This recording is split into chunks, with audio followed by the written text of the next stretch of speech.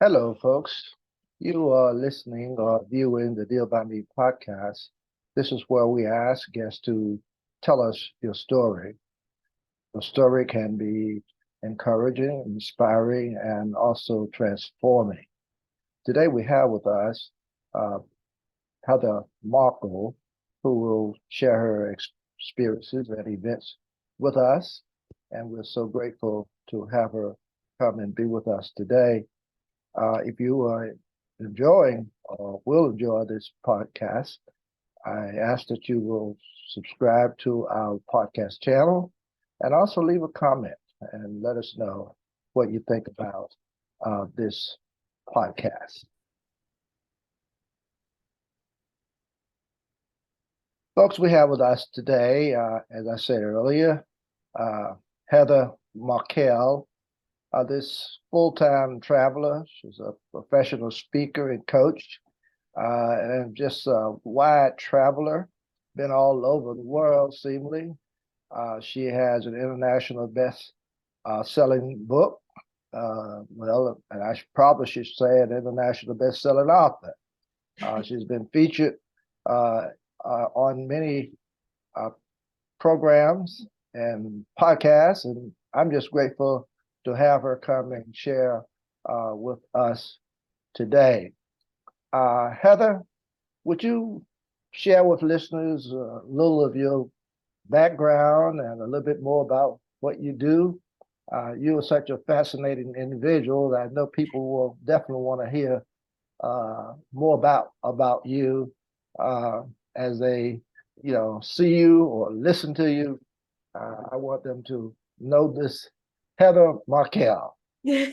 Sure. Thank you so much for having me. Yeah. So I am as a full-time traveler and also a full-time travel coach.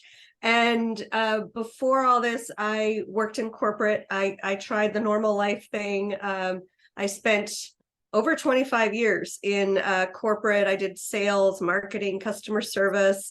And I'd say about the last 10, I was feeling like there had to be more to life than just sort of rotting at my desk waiting until I could retire. And when I was 16, I lived with a French host family in France. And that experience really changed my life. I was rather shy and introverted up to that time, studied high school French, but it wasn't terribly great at it. And then I got put with this family. I'm an only child. I got put in a family with 8 siblings all of a sudden. And I became fluent in French after a month because I was lucky. They refused to speak any English with me. And I carried that with me into college, into the workforce.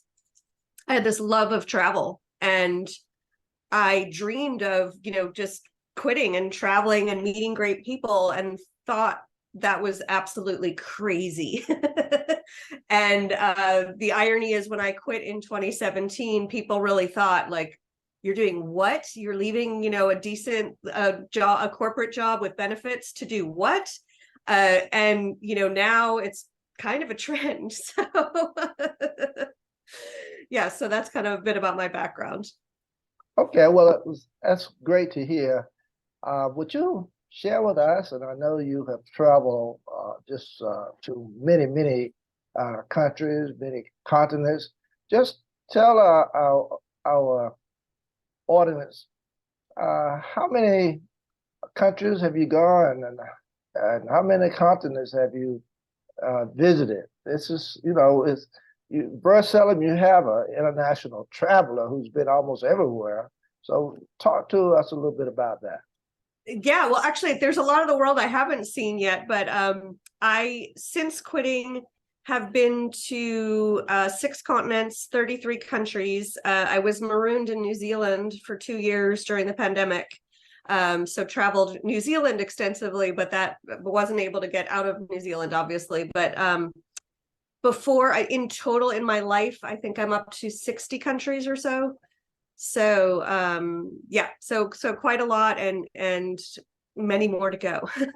So just Antarctica is the only one I haven't been to. And I could have gone. I was in Ushuaia, Argentina, and I met a woman who had a job on one of the boats going out like the next day, and she said I could come down to the docks and see if there was room on the boat and jump on.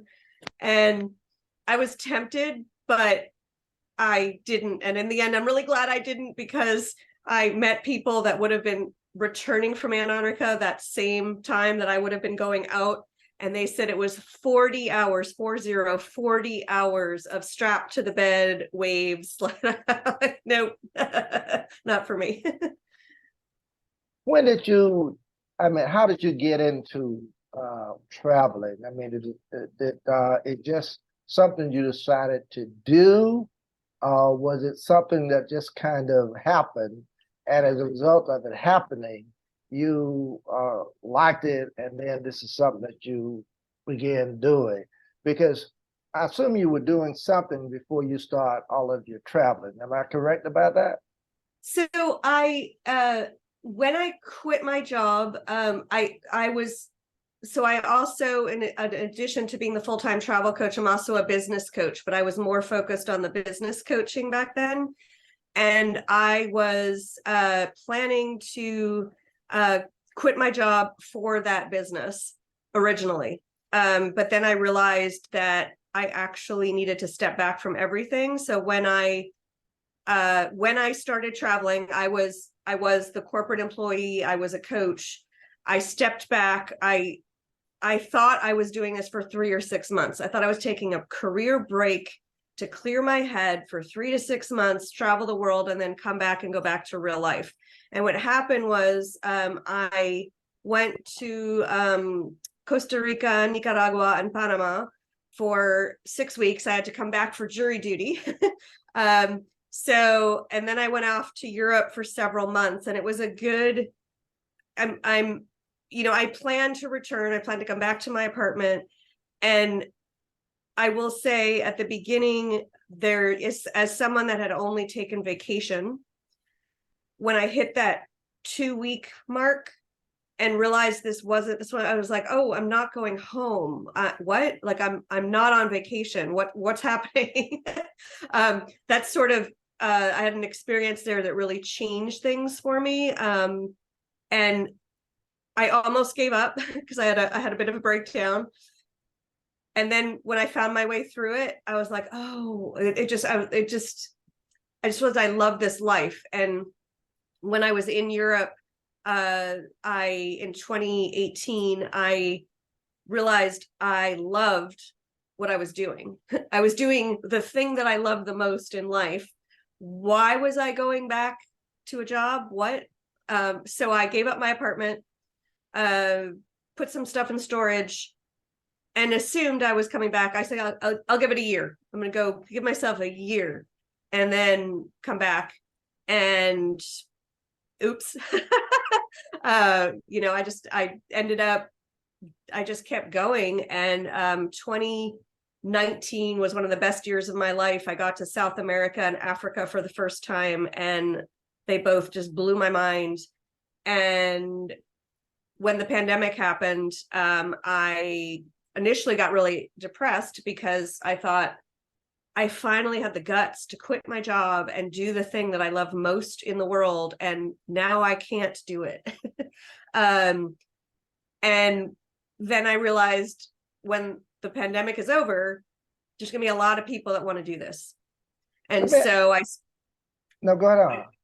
So I just spent the time building up the information that I knew people would want and need once they could start traveling again. And that's when I started focusing on the full-time travel coaching. Well, let me ask you this. Do you always travel alone by yourself, or you have someone else traveling with you? So I always leave on my own, but I have met so many people on the road. I've traveled, at times I've met a new friend and traveled with them for a few weeks, a month.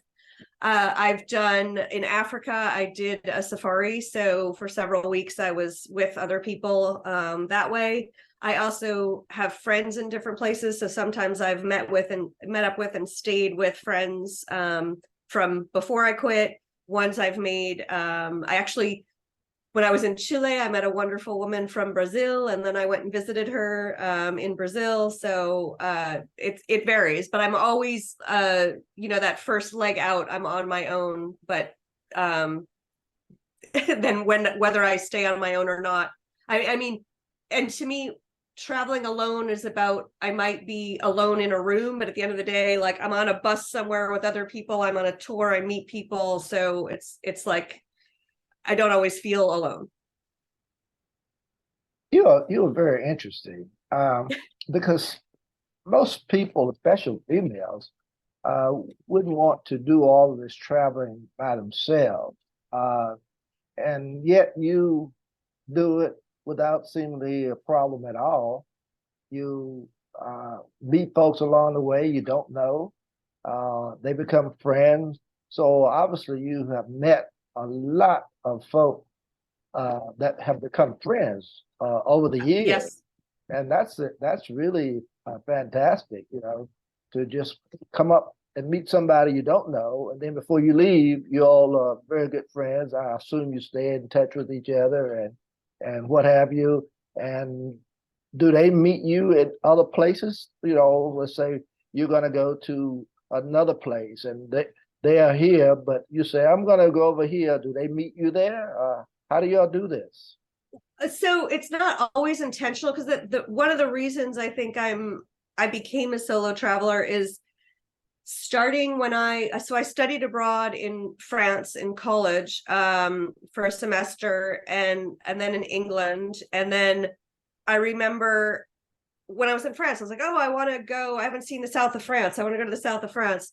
And I was in school. There's plenty of classmates. Everyone's there. We can all go travel over the weekend. And the experience that I know many relate to is you say the idea and everybody's all in. Yes, that's a great idea. And then when the time comes to booking the tickets, 95% of those people are going to come up with an excuse why they can't go.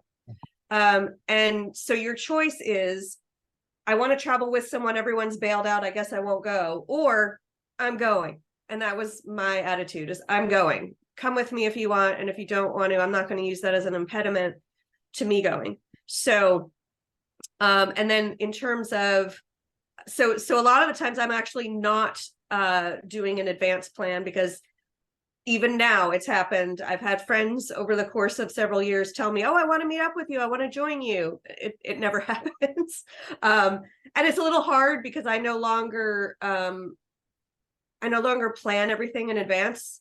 And so if you're meeting up with a non-traveler for a period of time, you actually have to plan to be at this location on this day and reserve this hotel, and it gets complicated. But I have met up randomly. I met this wonderful woman in Thailand in 2018, and in 2019, she was in Santiago, Chile, at the same time as I was going. So I met her up in Chile, and then I met another woman that same year in Argentina, and she ended up being on Easter Island at the same time. Like actually, she was there and I wanted to go, so I met her in Easter Island, and then we later, a few months later, met up in Africa. But that was more because we both had plans to be in the same continent, in the same general area. We stayed in touch and we ended up working it out. So that's been fun. Obviously, you found yourselves traveling full time. So tell listeners what you have found as the benefits of traveling full time. What are some of the benefits? Yeah, and so I just did my first TEDx talk all about the benefits of living nomadically. There's so many, especially in this world where I think humans obviously have evolved and changed over time. And one thing I notice is we get to this midlife point and we wonder what to do. What's the meaning and purpose we want for the rest of our life? And I think we have really good systems for kids, for kids out of college to go find themselves. They can take a gap year, they can take a year off and do something crazy. There's lots of tools for them. But when we get to midlife, we're supposed to go see a therapist. And I think that, therapy is definitely a useful tool to a certain effect, except it kind of looks at a lot of like, what's wrong with me? Why am I at this point? Like, and looks at the past, and full-time travel puts you in unknown situations where, I mean, in my case, I travel internationally. Some people choose to travel in their own country, but so I'm either speaking different languages or dealing with languages I don't speak, and figuring out how on earth am I going to ask where the bathroom is, or how do I get to the subway, or and then kind of putting you in touch with humanity around the world, and just like being a human that's talking to another human, instead of looking at our differences. It's finding similarities. And by stepping outside your comfort zone, which is one of, I think, the challenges and the benefits of traveling full-time, you're doing that almost every day. You're going to be outside your comfort zone, which allows you to see how resourceful you are, because I did what? I mean, I look at 6 months I traveled around South America by bus. I, going into it, thought that idea was crazy. Alone by bus in South America? Like, isn't it dangerous? So I had a wonderful time. And I think you end up learning a lot about what you like and dislike, especially, when you come from one country and go to another. It's such a good way to see there's certain things from your own country that you will come to really appreciate. And there are other things where you will be like, oh, I'm so glad that I don't have to deal with this. Or I love this thing, the way people do this thing, this custom in this country. I want to bring it back with me and incorporate it into my future life when I go back home. So there's a lot of finding of yourself and finding what you're naturally good at, and connecting with others, that I think play a huge role in forming who you want to be and what you want for the rest of your life, which is, I think, one of the top benefits of travel, as well as the thrill of, look, history. When I learned it in school, I was bored. I read something in a book. I was told these facts. I had to spit them back on a test. This summer, I was in Bosnia and Herzegovina, which, all I think about, like, Bosnia, like, who goes to Bosnia? Like, isn't it dangerous? Whatever. It was one of the most fascinating countries I've been to. I was in Sarajevo, and there are the exact spot where Francis Ferdinand was assassinated. And so now I'm taking this moment in history that I studied that really meant very little to me, and I'm standing there, and I'm like, I can see now, like, as this guy is explaining to us the moments that happened, the events, I am like, oh, I can see the exact street where this happened. I can imagine the carriage, like, going down here, and this happened, and it brings history to life, and teaches us so much about the past and the present in ways that are just not possible in any other way. So it's another huge benefit, is just learning about history, and why we are the way we are, and why things came to be. And it adds a third dimension to life, which is fascinating. Heather, I want to ask you this question, because you've been to all these places. How many languages do you speak? Or do you worry about that? Yeah, I speak 6. And when I go somewhere I don't speak the language, I try to pick up some phrases, because I know from experience that, I just think as a traveler, I just think it's more polite, if I'm going to your country, that I learn at least a little bit of your language. So six languages. Wow. The reason I started this podcast was to have guests to share their experiences and their events in their lives that can benefit others.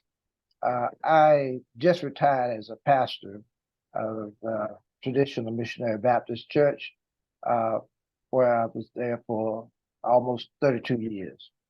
And I wanted to keep my ministry going. So I wanted to be able to help somebody else, encourage, inspire, and hopefully transform somebody's life. Your story is very interesting, but I need to ask you this. What would you share to someone who may need encouragement, going through, going even, they might want to travel, whatever.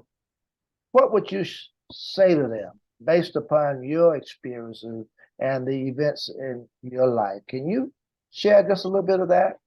Yes, so that's a great question. And I remember how hard it was to transition to this life because, well, the thing is, I think a lot of us are very aware what our heart wants. And if you are, you will notice that most of the time what your heart wants is outlandishly crazy to your head. And also probably crazy to many people around you. And that makes it very difficult to change and to follow your heart. And so I think many people will say, oh, yes, it would be really nice if I could, quit and travel. That's such a nice dream, but yeah, it's just a dream. I can't really do that. And here's all the reasons why.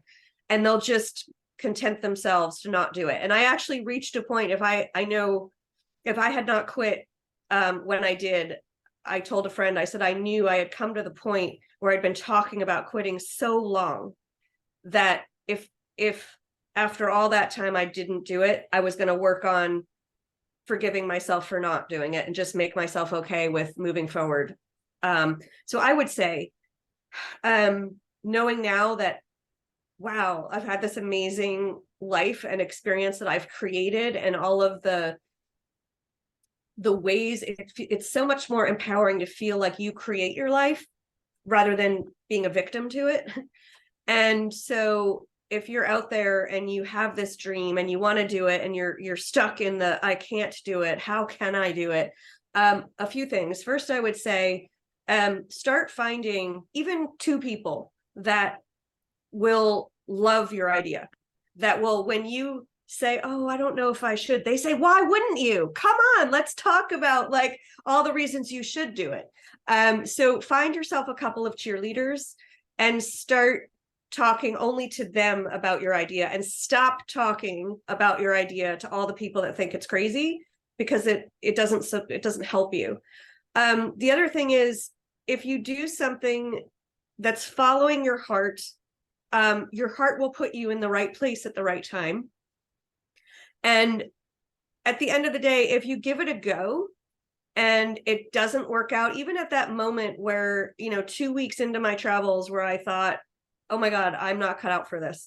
I'm going to just go home and ask for my job back. First off, to know that you tried and failed is so much better than wondering what if. And I knew, I had read that book about the 5 biggest regrets people have on their deathbed. And I'm like, I don't want to be in my 90s looking back at my life, wondering what would have happened if I'd had the guts to quit. So I think ask yourself that question. Are you okay being an older person looking back at your life and wondering? Because if you're not, then you need to make some changes now to make that happen. And if you do try, and if you do fail, you can always go back to the life that you had. But the question is, what if you try and succeed? Like, then what? Ask yourself that question. All right, listeners, don't leave us now, because Heather's going to share some more tips with us. But first, I want to ask Heather, where can listeners get more information about you or your books? Because obviously, what you're sharing is so interesting and compelling that I want listeners to know a little bit about where they can get more and learn more about you. Sure. There's 2 sites. You can come to fulltimetravelcoach.com is my main site. And if you're listening and you want to talk about traveling full time, how to make it possible, you can go to to destiny.com. And I've set up a chat, and I'd be happy to talk further with you. Well, let me ask you a couple of more questions here, because I think listeners be very interested. If you're going to be traveling, you're going to obviously need to take some stuff along with you. So talk about talk a little bit about the hardship of traveling full time, and what you need to pack if you're going to. I hate packing. That's the irony, is I love going around the world. I hate packing. And that is, so I have gotten much better over the years at packing, but I still haven't gotten it completely down. And I remember I met, my first trip was to Costa Rica, and I met this wonderful couple from Canada who I'm still in touch with. And they taught me all the stuff about just carry with a carry-on bag, travel with a carry-on bag, roll. And I'm like, what? But, and I watched them, and I was like, I got to try this out. So I have gotten it down to, I use a carry-on bag and a smaller bag on my back.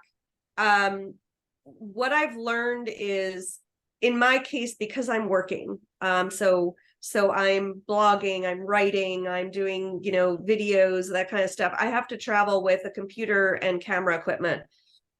That right there is heavier. That's more weight than I want to travel with right there. Okay. But you have to bring some other stuff. So what I try to do is I pack minimally. Shoes, I try to have maximum 3. 2 pairs is even better. One on my feet that I'm wearing on the plane, and one that I'm packing. Clothes, very minimal, because I wear the same, unless it's dreadfully hot and I'm like sweating a lot, I'll wear the same shirt at least 2 days in a row. Saves on laundry cost, and it's just less stuff to have to travel with.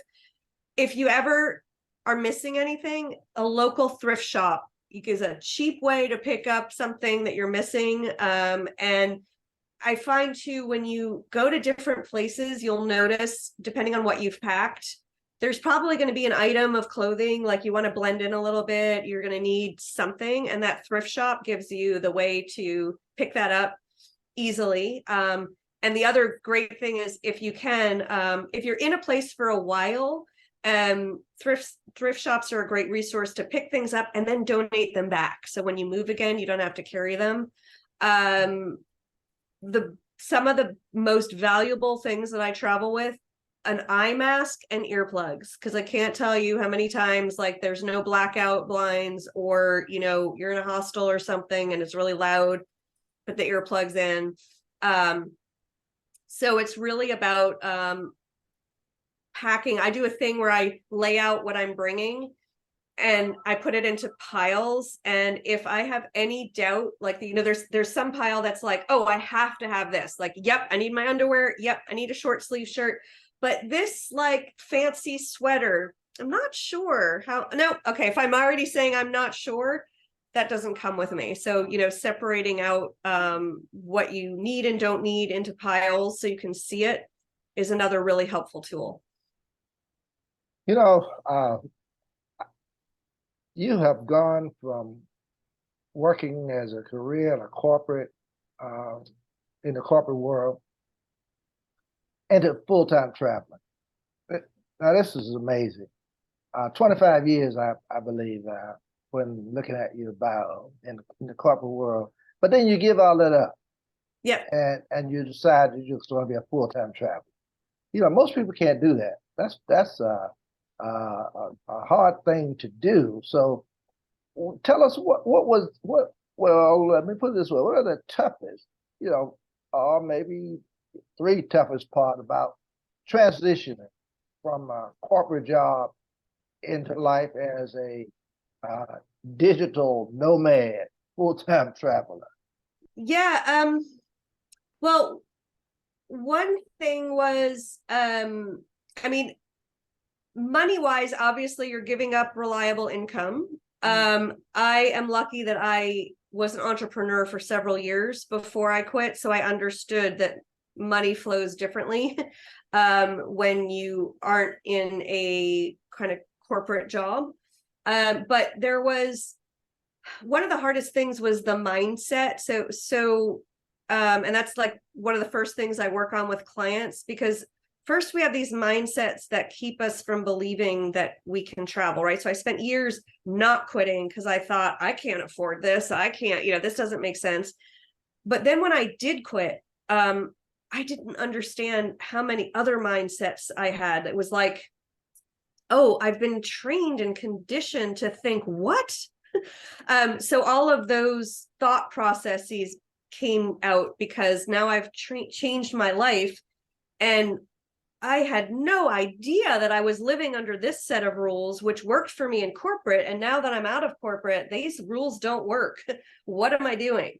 That was hard. And one of the real hard things is, this is a life that is not for someone that is running away from something. It is best if you're running towards something. And I say that because the first year I traveled was so introspective, and I had no idea.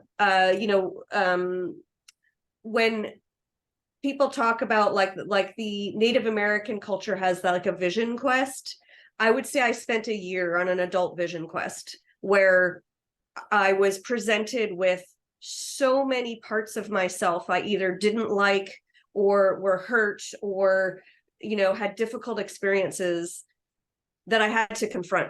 Or I didn't have to, right? I could have run away, given up, and just gone back to my normal life and just left that there. But I went into some very difficult pieces of myself. And that's really hard. And that, to me, takes a lot of courage to admit to yourself, I do this. I don't like that I behave this way. I don't like this part of myself.